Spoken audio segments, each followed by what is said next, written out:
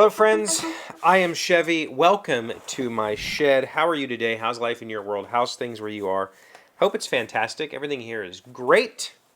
Everything here is beautiful. It was a wonderful evening last night. We played softball. We were there till like 9. It wasn't cold. It's like 80s today. Super awesome. So yesterday we talked about comparing yourself and how that trap of comparing yourself to others or comparing yourself to your perception of others. That's a key distinction. Don't compare yourself to what you perceive other people to be, because what you perceive other people to be is possibly not the real person, and you're comparing yourself to a figment of your own imagination. The thing about that is, though, comparison can be a strong motivating tool for achievement, whatever that is. And I'm not saying that achievement means you make X number of dollars, you live in a house that in a X neighborhood. None of that is achievement unless that's your goal, right? If that's your personal measure of achievement and your worth, sure, go for it. Do the thing. Comparison is necessary for achievement. And so what I'm trying to say is don't fall into the complacency trap. Meaning, I'm in a spot in my life right now where everything is good. I'm making enough money to survive. I could put my bills on auto pay if I wanted to. I don't, but I could. I can eat out when I want to. I can see shows, I can take vacations. I'm okay. Everything is good. And it's very easy when everything is good to fall into the complacency trap and go, well, this is a good life and I'm just going to live this way. The thing is, the world very rarely allows complacency to linger for any length of time because something's going to happen. Right now, I'm good, right? But my car is on the verge of collapse. If I take everything that I have right now and I throw a car payment on top of that, suddenly it's not so good anymore. Suddenly I have to stop thinking about taking vacations as often, stop thinking about eating out as often, take my bills off of auto pay because I can't be guaranteed there'll be money in that account. Not give my kids money, on paydays because I enjoy seeing them spend money on themselves. So there is a trap of complacency. The world is going to keep moving. And whatever it is you're doing right now might not be an option for you in X number of years. I happen to work for a state agency that is extremely stable.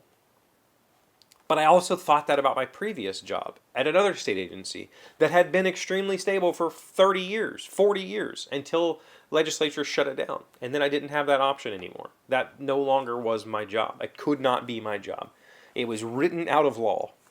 That same thing could happen to my current employer. And so if I stay complacent and I say, this is my life, I have reached the pinnacle and I'm going to just cruise, I'm setting myself up for some serious hardships in the future because the world's going to keep moving.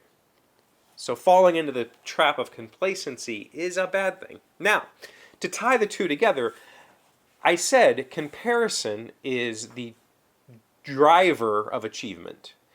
But what I mean in that is comparing yourself to yourself. Compare your current situation with your goal.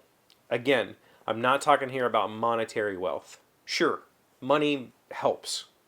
There's no denying that money helps up to a certain degree, right? I think if you look at the current studies of science right now, it's something like money up to $150,000 provides substantial gains on happiness, and then after that it kind of levels off, because after you have that much money, everything just kind of works out for you, right? And you don't really need more unless, again, your goal is to have more. So accepting everything unconditionally, accepting, well, this is my life, that is a trap. And that's a very easy trap to fall into if everything's going okay. You go, well, this is my life now. I'm just going to cruise. My experience says that cruising doesn't last very long, right? There has to be a reckoning, and there will be, regardless of whether you are the initiator of that reckoning or some outside force is. And you're going to need to be prepared for that. And so the only way to be prepared for that is through constant improvement, constant self-reflection, comparison. Compare yourself to yesterday's self. Compare yourself to last year's self. Compare yourself to the future self that you imagine. And see what's going to take to either get farther away from your past or get closer to your perceived future. That's important. The difference here is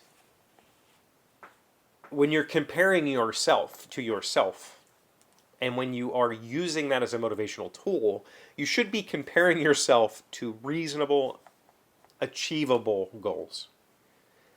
I could stand here all day long and say, I really want to be a movie star, and I'm not going to consider myself a success until I'm a movie star. And sure, that might give me motivation to just go try my hardest. But it also means I've set myself up for a disastrous failure if that never comes to pass.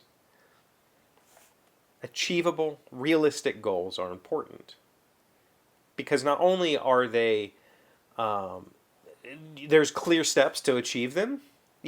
So being a movie star, let's choose that one. I want to be a movie star. I don't. I want to be a movie star. Do I immediately just go start going to auditions for blockbuster films? No, that's not how that works at all. So that's not a very good goal. The goal should be more like broken down. I want to be a movie star, so step one is I need to act in something. Well, I have a camera, I have a microphone, I could just do that. I could act right now. In fact, I would argue that I'm acting every day on this. Like, this is my acting practice. Maybe my goal is to be in a small community play. Maybe my goal, and so those are achievable, actionable goals that you can, go for right now.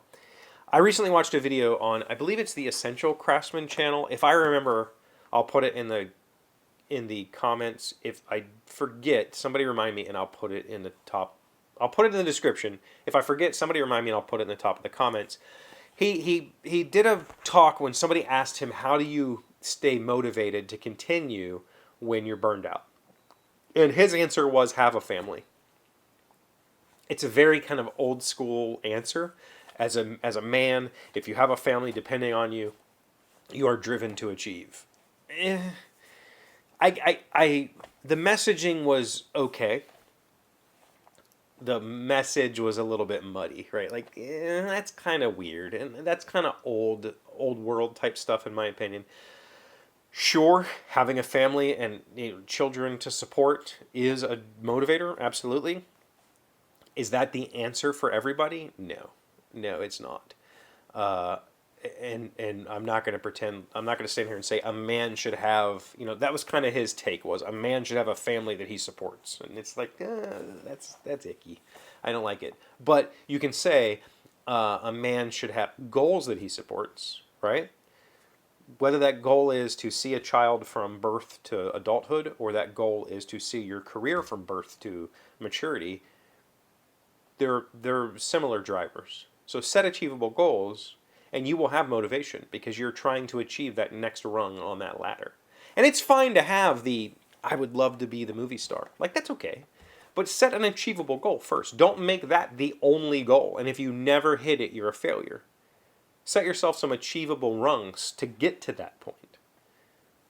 And, there have been people, and there will be people in the future, who stumble their way into stardom, who stumble their way into fortunes, who went from nothing to being a movie star. Yeah, that can happen. Is it going to happen to you? Highly unlikely. So set an achievable goal and work towards it.